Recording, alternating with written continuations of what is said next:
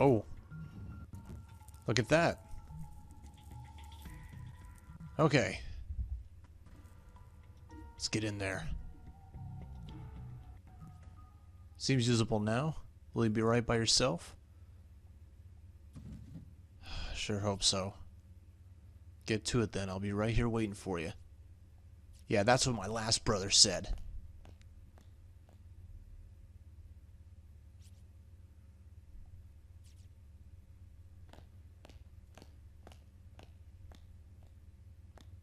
Oh.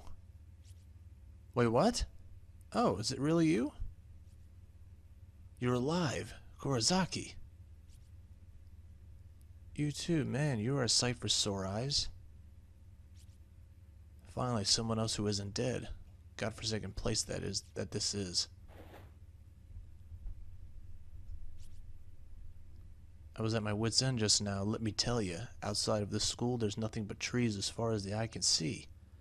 I thought about braving the wilderness, but it seems like one of those forests of the lost you see in video games. Once you enter, you can never leave. So what the hell is this place anyway? Damn it all. There are actually honest to goodness ghosts in here, you know. I think we may be stuck here for good.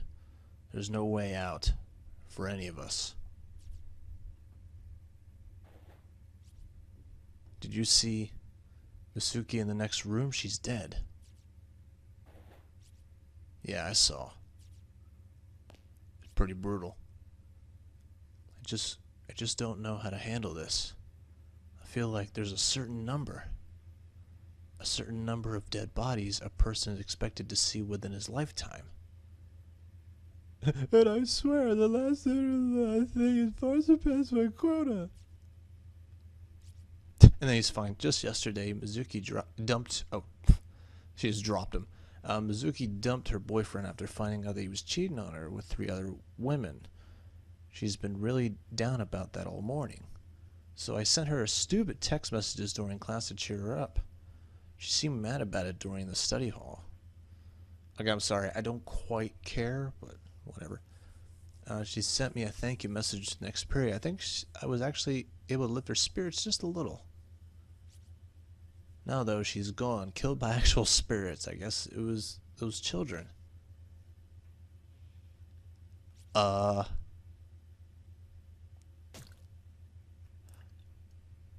wow.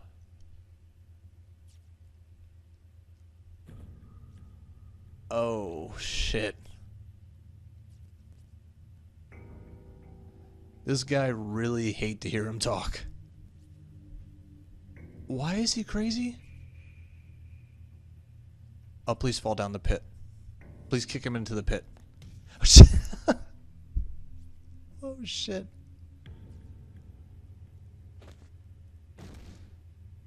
Great, so he's insane too. He's a psycho. Within these walls, it doesn't matter if you were killed by them or killed by me. Oh my god, either way you're dead.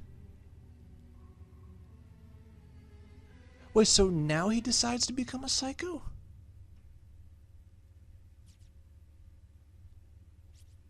Yeah, where is he? What happened? Where am I? Oh, is that the 5th memoir? Was I knocked out?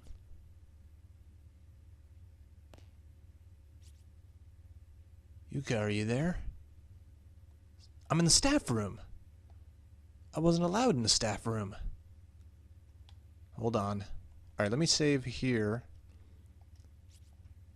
Oh, it's not. Why do I feel like that's important to remember? It's a plaque inside the case commemorating the school's establishment. It's covered in bloody handprints as someone was frantically caressing it. I gotta save my sister. This room is really creepy though. Oh shit, is this it? I found all 5.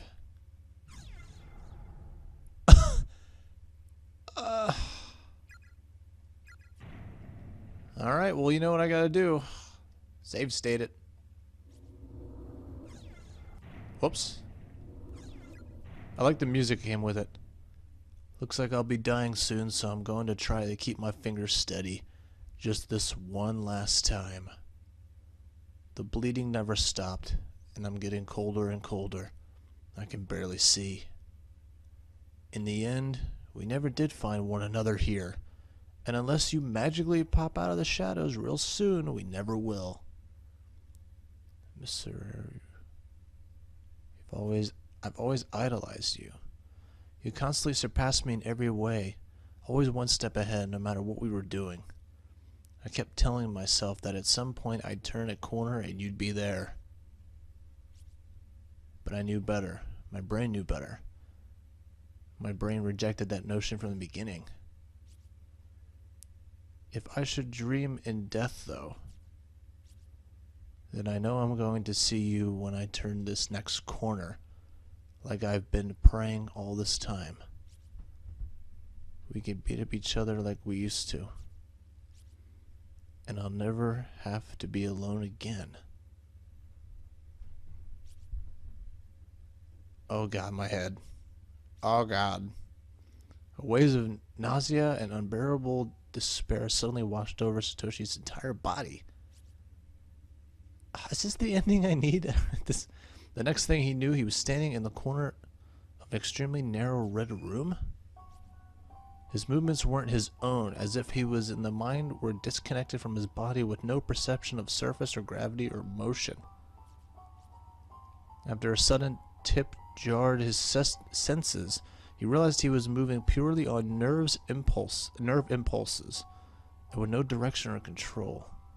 Perhaps he'd been taken in by the curse, by the wave of negativity that premeditated the space far beyond the spectrum of human understanding. His shell of a body might as well be a twig skipping across the ground in a windstorm.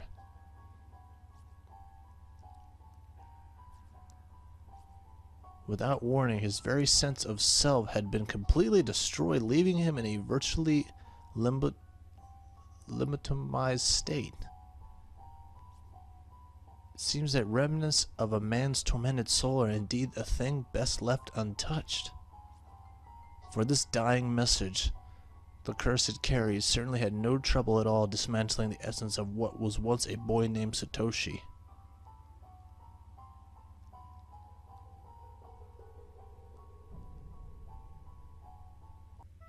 Are you telling me collecting 5 of these things result in a bad end? What kind of bullshit is that?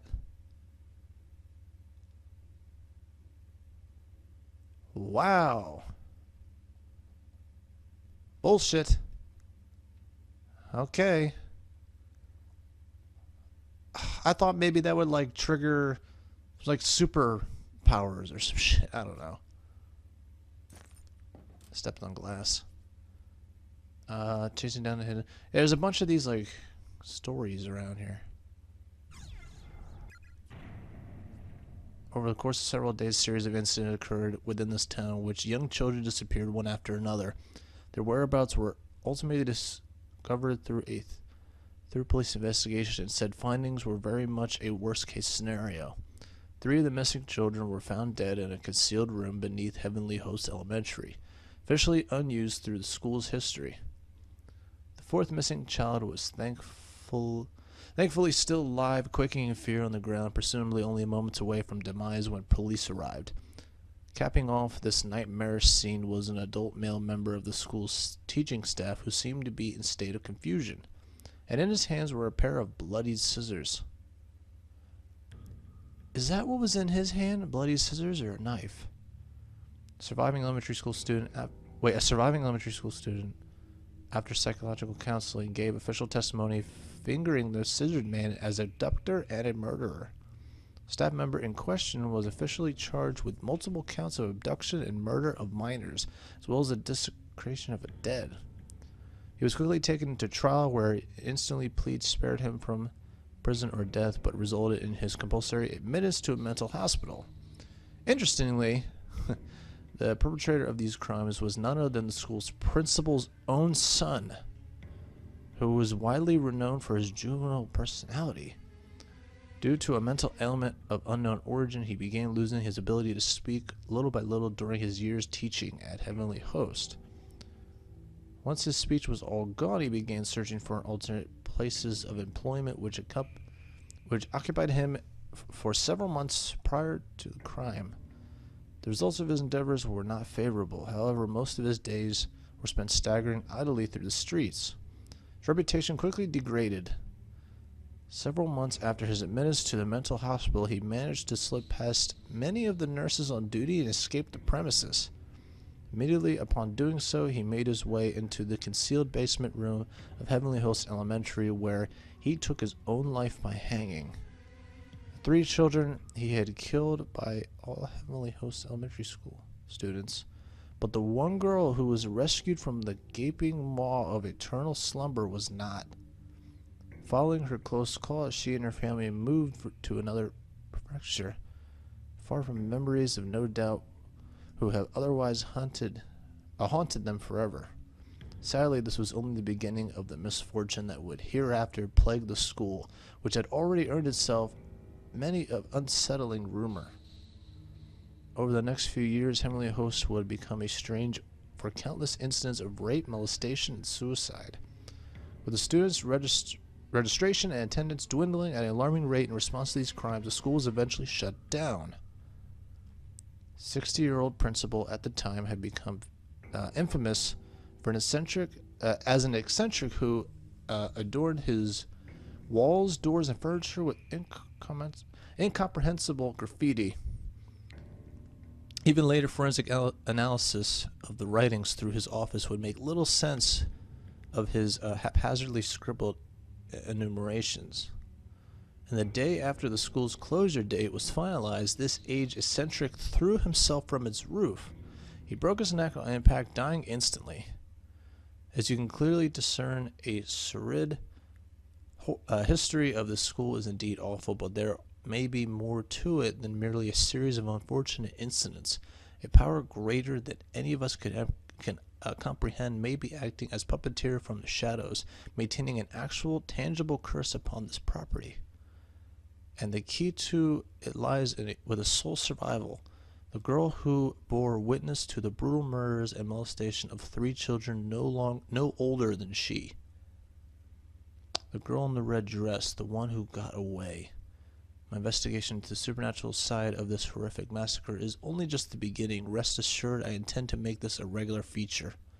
I began gathering data for the follow-up report, so stay tuned. The next issue promises to uncover more details in this morbidly fascinating story. According to this article, one girl survived the murders, but if this photograph is correct, then it's that same girl in the red dress we saw earlier. Why would someone who hasn't killed here be haunting the school? Who wasn't killed here?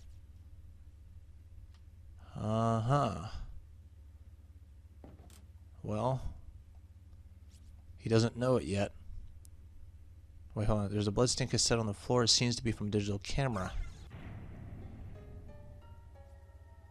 Man, this chapter... Research data. Alright, well this goes somewhere. Oh wait, we already read that.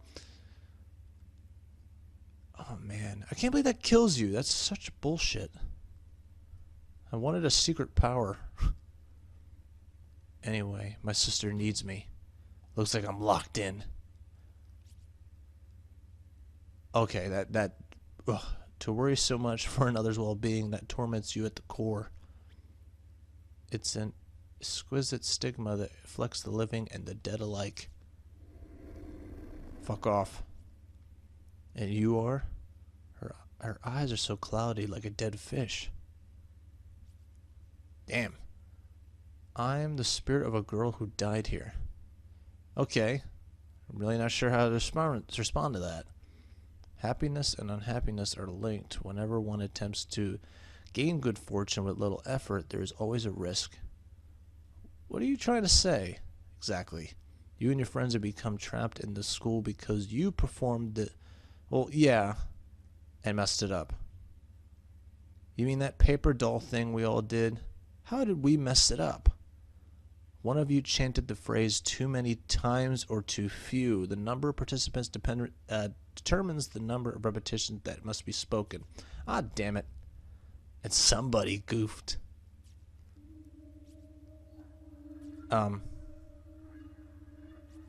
Everybody said it 9 times. Sachiko, we beg of you 9 times. You have to say it 1 time for every person present. No more, no less, or the charm will fail. I'm pretty sure it wasn't me. I remember saying it 9 times. So did someone else mess up? Is that why? No. No, I'm not going to start placing blame. This wasn't anyone's fault. It may have been on purpose. One of your friends probably thought the whole thing was silly and just didn't even bother to count. Or maybe a misguided member of your group didn't want the fun to end, and knowing... Oh. Flubbed the charm in vain attempt to at prompting a do-over. Even if it wasn't on purpose, some of your friends have a tendency not to take things very seriously, no? Oh, man. And she loves it, too. Oh, well, it's not like I'll ever be found out. Without even realizing that their actions would ultimately damn you all. No one's owned up to it, right? Not a single one of your friends said it to you. I screwed up. I'm very sorry. He's mad as hell. My apologies. I proposed far too many likely scenarios, it seems. Just so accurate. Perhaps it's the nature of my job. I've long since abandoned my writings after all. You do still have your scrap of paper, doll, no? Be sure you hang on to that. Hang on tight. Treat it like a memento. Memento of those who are dear to you. Sorry to cut this short, but I'm in a bit of a hurry here. I seem to have gotten separated from my little sister, and there's still some other people I need to find too. Such concern for your friends, and all the impulses that go with it, spurring the heart into action, is a truly notable sentiment.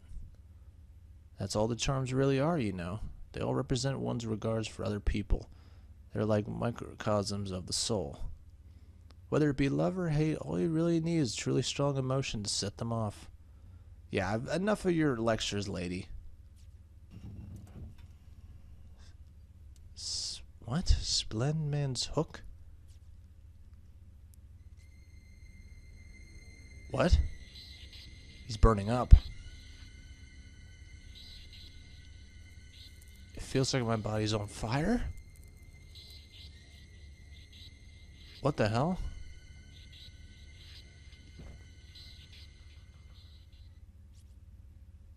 We will not let anyone stand in our way. Those who will suffer without mercy. Now go to the one who occupies your thoughts. Who you probably won't make it in time. What the fuck?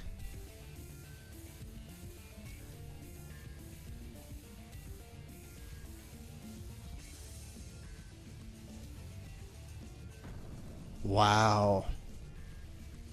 That's a cliffhanger. But yeah, again, I made some pretty good decisions. But yeah, little sister's in trouble and I'm burning up. I'm literally on fire. Alright. Well, that was chapter 3. Hope you guys are enjoying the Let's Play. Yeah, it's definitely getting in there. Like I said, the story, it's not hard to follow, but there, it's just we're done now. Chapter 3, we're gonna get to 4 and then 5, which I'm looking most forward to. But there's a lot of interesting things that have been happening, and this game's pretty creepy to boot. So other than that, I hope you guys are having a great day, and I will see you next time. Peace out.